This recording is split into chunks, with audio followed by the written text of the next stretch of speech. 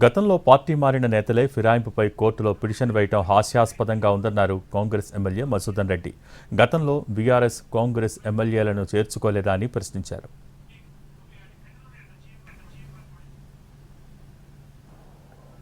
గతంలో 2014లో వివేకానంద గారు TDP party నుంచి గెలిచారు. తర్వాత ఏం జరిగింది?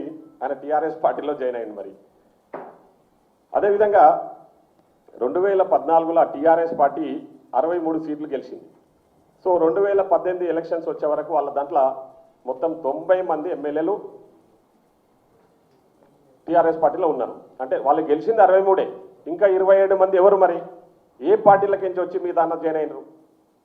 అది పార్టీ ఫిరాయింపులు పాల్పడ్డట్టు కాదా అని పార్టీ ఫిరాయించారు వ్యక్తుల మీద డిస్క్వాలిఫై చేయండి అని చెప్పేసి ఆయన ఒక స్పెషల్ లీవ్ పిటిషన్ వేసిండు.